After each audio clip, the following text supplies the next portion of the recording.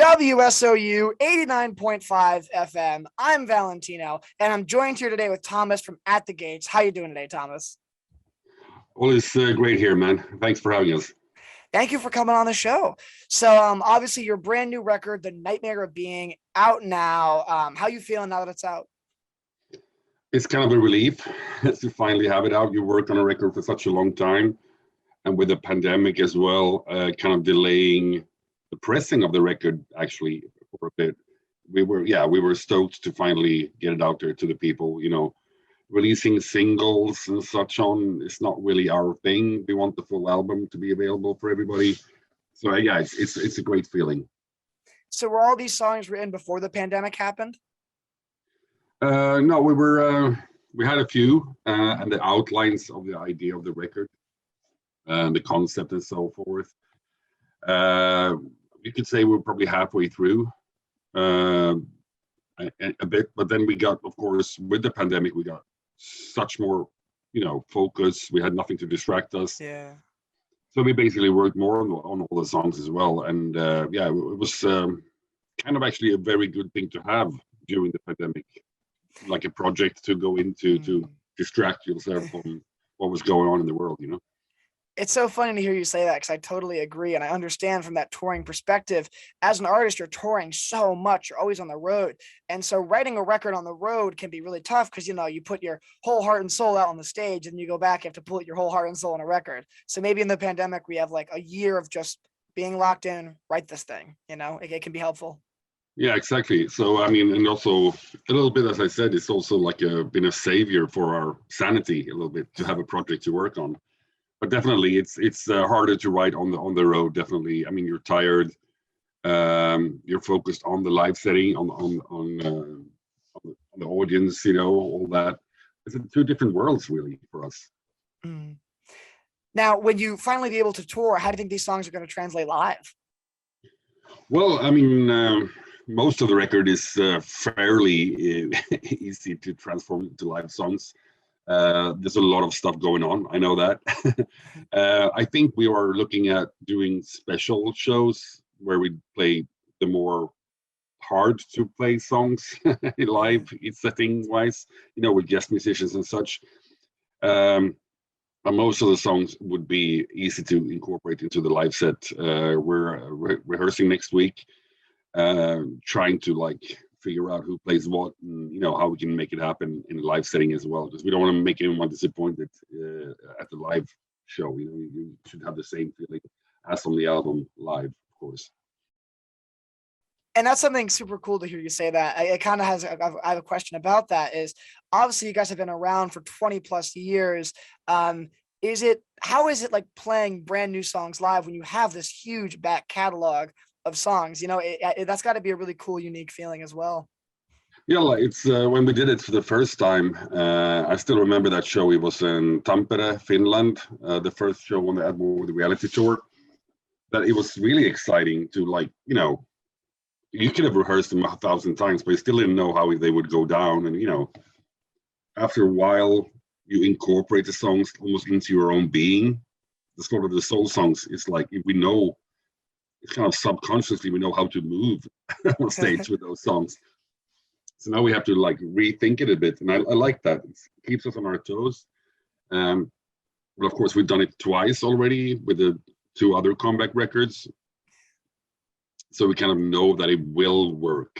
It's just it's a bit of a nervous feeling the first time actually to do it, And of course, usually we open with the opening track of the new record, so it's gonna. Yeah, it's gonna be. You still get the butterflies every time, like you're about to play something brand new. Like you're like, all right, let's see how this goes down. Yeah, we get the butterflies every evening, even if we play old songs. That's like if you don't get that, then you're not supposed to be there. I think when the butterflies disappear, that's when we're gonna break up the band. You know what I mean? Yep, exactly. And I do have to ask, obviously, this being like your third record from the hiatus, it's got to be kind of interesting because, you guys took a break for so long and now you're really back in the swing of things again. Third record in, how does that kind of feel to be almost to that front? It feels like we finally transformed into what we wanted to be when we released that War with Reality, like a contemporary band, not just like a novelty kind of history band. That we wanted to be contemporary and be meaningful now. And 3 records in, I think we proved that, and I think we have a lot of the songs from the previous 2 records have made it like they're staples in the live set now, and people expect us to play them. And I like that feeling, Then it's like we are here for a reason, and it's okay, It's like people are not just there for the old songs anymore, and I like that. That's super cool because, you're right, is that like I personally know people that like, some of their favorite records are these last 2 ones and this new one that just dropped. I've talked to people that are absolutely loving this new record. And it's super awesome for a band that's been around as long as you guys have to still be making your best material, 20 plus years in. I do have to ask a question about the new record. It's a phenomenal record. We're playing it on WSOU all the time. There's one song in particular that we're playing, and it's just so cool. Garden of Cyrus, Okay, where it's like, cool. Yeah. You've got like the almost like, the very heavy instrumentation, the really cool ominous vocals, and then you got that saxophone just kind of like very in the mix. Tell me a little bit about that song and how that was written, any recording stories you have. Well, I mean, for us, it was there a little bit as a track we really wanted to work on more when the pandemic hit, and me and Jonas just went for it and just like, how can we transform this kind of song into an At the Gate song that will fit on the record? I mean, obviously we have been fans of like the prog rock and the krautrock rock and stuff like that since the early days of the band, really. But I think it's now finally we can incorporate it more seamlessly into the At the Gates world. And that's what we really try to do with this one. I mean, there's a lot of King Crimson going on in the song, a lot of worship. Contacting Anders, the sax player Anders, it was kind of easy because we heard it in our heads that, like this really desperate tone that's really like a cry for life. We heard it in our heads, and we just talked about it. Who do we know? And Anders played on Anders Björler's solo record a couple of years back. So but now he has finished his university degree in improvisational jazz on saxophone. So now he's even better than he was before. So I mean, he was in the studio for about half an hour tops. Wow. Wrote down the chord changes, just like, A, D, I don't even know which chords it is. And he's like, oh, that's a weird chord to go to. Oh, cool. And then he went in and just improvised 3 times, and we cut it together to the solo with his approval. So yeah, it really lifts the song, and it has turned into like a fan favorite a little bit so far, what we hear and see. That's really cool, because we thought like, that's the song people are going to have trouble with, but it's almost the opposite. When they hear that, they're like, wow, why don't they experiment more? Yeah. Oh yeah, but we didn't know that you wanted that. So wait for the next record for that. Yeah.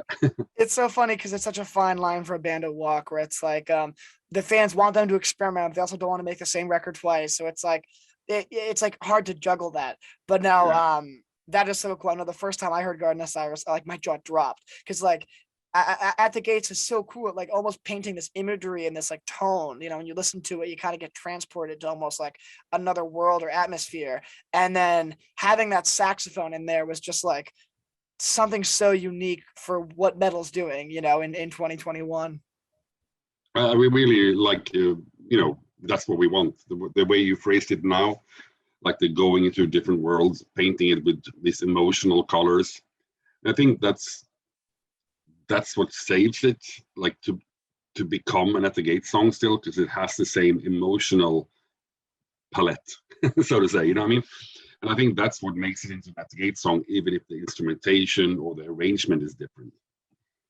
Yeah, and I think that like you're so right. Is At the Gates is the reason I come back to At the Gates is just the overall like atmosphere of the music. It's like the lyrics are incredible. Obviously like it's heavy metal. It's engaging, but just that tone when you listen to it is always so cool. How is it from every record? Oh yeah, no worries. How is it from like every record to like constantly evolve and progress that tone? I think it's like the tone, the emotional tone is the backbone of what we are. And I think now we feel so safe with it because it's become a little bit who we are. Also, like that's what comes out when we write. Of course, we still double check it. Does it sound like At the Gates? Still we do that all the time. But I think it's more natural for us than ever. And that's also another reason why we could explore different instrumentations and stuff, because we are so comfortable, knowing that, it will sound like At the Gates anyway, because it's us and we know what we're supposed to do, Yeah. It's certain minor scales and certain folk influence, Russian neoclassical stuff that's always been around in At the Gates. That's like the sprinkle on top that makes it At the Gates, I think. Oh, exactly. And I know, obviously, with the success of this record is astounding. Number 4 on the rock charts, number 28 in the US charts. It's been on number 1 on the WSOU charts for about like 3 weeks now. Wow. We've been absolutely loving it. The DJs have been loving it. Is it almost like every record, like, obviously, is there a lot of pressure going into every record, knowing how well these albums are doing and performing? Well, the pressure for us is more the artistic side of it, the art side of what we're doing, to do something that we feel is as good or better than the last record. With this one, of course, we felt that, maybe it's time now, 3 records into the reunion, that we could dare to do something that we are not sure how it will go down. And then people seem to really like it, so it's cool. But I mean, the only thing we really think about consciously is that it should still be an At the Gates, how experimental it is. But otherwise, success-wise, I mean, putting out a record that has Garden of Cyrus as song number 4 is not really a commercial idea, is it? but still is doing better than the last one still already. So yeah, I guess sometimes you have to be lucky as well. I don't know. Or know your listeners, because I really feel that we might have been building up this really curious, eclectic-minded listener base for a while now, that want to be intrigued, that might not want the Slaughter of the Soul Part 2, that some people want, and those people are already understanding that they won't get that. So yeah. And it's just so interesting because, like, you're right, it's like you always have to, like, always know the fan base and, like, know, like, as you said, like, kind of like the core At the Gates sound when experimenting. Because I imagine, like, if one of the tracks on the new record was just like entirely dubstep, the fan would be like, what the heck is this? What's going on here? No, it is about, like, more about also knowing your personal traits a little bit, like, what is At the Gates, and that's important. I guess, there are a lot of bands that have changed a lot throughout the years. I've been mentioning before the example of Entombed. If you compare Left Hand Path to Wolverine Blues, it's 2 completely different albums. Both are awesome, but you still hear that it's the same band because it's the same kind of scales they use and the same voice. So you still hear that the same band, and I think that's amazing, to be able to develop and still keep the core, Oh, exactly. I think that's just like the ultimate goal of, like, every band out there. You want to get to that point. I do have to ask, especially with the pandemic, and obviously we've talked a little bit about how that's affected this record rollout process. This has to be the weirdest feeling ever, to drop a record and then not be able to tour on it for a few months, because I know, like, it's so standard in the industry. Every time you drop a record, there's a tour almost the day after, if not during. And probably for the first time in like, your career, you've had to drop a record and then just, like, sit on it for like 6 months. Yeah, I know it's a bit weird, but I mean, I guess we'll be more fired up when it starts. We're actually probably, hopefully, playing our first show in 2 years next weekend in Belgium at a festival, like a festival that has been kind of approved by the government, kind of thing, and there's PCR tests every other day and stuff like that. So Yeah, we still don't know for sure how it's going to go, Yeah. but we are getting ready for it, and it's exciting to play the songs live for one time at least, and then keep rehearsing them. I think December is when the real, so to say, campaign for the record starts, using those industry terms. you Yeah, know, yeah. we're going to start here in Sweden in December, and I think by that time, hopefully, if nothing new happens, we'll be able to play for full shows or full audience. Do you guys have like a full tour planned right now, or is it still kind of up in the air? Yeah, 2022 is being booked as we speak a little bit, and there are really cool packages that we have been working on for quite a while. So yeah, there's going to be good news Yeah. coming your way. Awesome, good stuff. And obviously, when you do finally, get to go out on the road, I do have to ask, because this is different with every artist that I talk to, and I've talked to a lot of artists about this, and I'm dying to get your take on this. Is when you're playing live, there has to be you guys take inspiration from something, something to hype you up or get you energized. When you're playing live, what's the thing you're focusing on? What's the thing that's kind of like fueling your performance?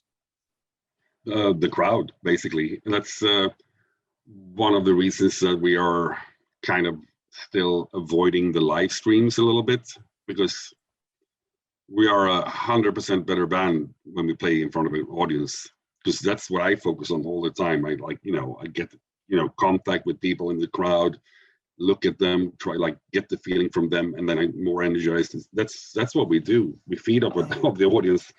So they pay entrance, and then we still take from them. No, but but we give it back too, right?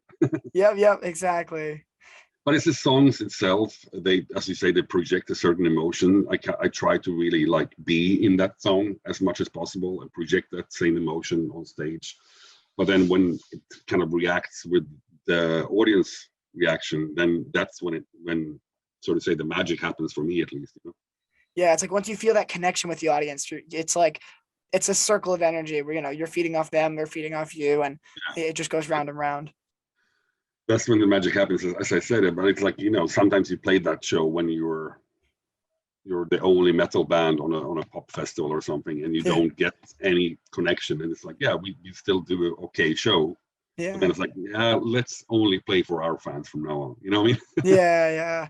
No, I've definitely had that experience before. I've been at almost alternative pop festivals, but seeing rock artists, and there's just no crowd surfers, there's no mosh pits, it's just everyone's standing there, and it's just like there was one time I think I was at a show, I forget who I was seeing, and there was just actually space around me, and I was like, this feels weird.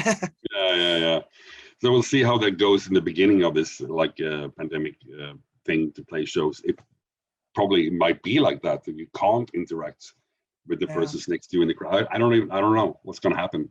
Yeah. But it'll be interesting, and we'll make it happen somehow. Well, the good thing is, again, with your fan base is they're so always foaming at the teeth for new material, new tours, so that even if you guys are at socially distance, no one's touching you, you're kind of by yourself. I imagine they'd be singing every word, and there'd still be that connection. Something. Yeah, we will find something to feed off. Definitely. Something akin to that, exactly. So I've got one more question for you today. First of all, before I even get into this, thank you so much for talking with me today. As I said before, the record is absolutely killing it on WSOU. We're playing Abstract Enthroned, Paradox, Fall into Time, Garden of Cyrus, and the DJs are loving it. So thank you again for talking to me today. Thank you for your support, man. That's great.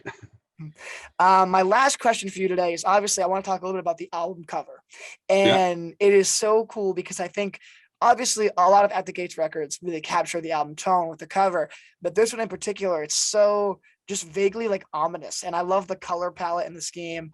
How did that record cover come to be? Did you kind of have that in mind when you were writing the songs, or did it kind of come more after, oh, that fits perfect? Well, I actually saw the work of Eva Nahon, the Dutch artist, very early on in the writing process. I saw her work at the Roadburn Festival in Holland. And there was a lot of really cool art, but I was one that stuck out for me. And I was like, this is kind of what I see when I think about the new concept and the new record.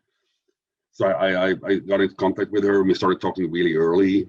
And I gave her my take about what the record was about, and kind of what I saw, just like this ominous feeling, this landscape that you go into, a cinematic feeling. And then I just gave her the lyrics and the songs so she could listen to it and everything. And that's what she came. I mean, she got pretty free hands. So that's cool. I mean, I always liked having, as an artist, having another artist interpret your things, you know, and that's, again, that's more rewarding than giving super, you know, detailed instructions. So I really like it, what you did. And also when you get the full album, that every song has its own painting as well. It really makes it special to me that you can, when you sit there with the vinyl, you can go into every song and just go deep with it, you know? Yeah, exactly. And I think that you're right, that there's no better compliment than having an artist do their own art based off of your art, because it's like, you know, the music you made clearly resonated with them enough to make their own form of it. You know, it's something that's like, it's a direct representation that it touched them. Yeah, it's flattering. And as I said, you can always, of course, have a super clear idea and it gives super many you know, meticulous like instructions and everything, but then you don't get that kick when you see it, because that's what I want. But you know, I didn't expect to see this, like exactly what you did, but I was like, that's what I was looking for without knowing it, you know. Awesome. Well, again, thank you so much for talking to me today. The Nightmare being available on all streaming platforms. It's available on your merch store, and it's available on WSOU. You can tune in to 89.5 FM on iHeartRadio, or if you're in the New Jersey local area. Thank you so much again. Well, thank you, man. It was great. Have a good rest of your day now.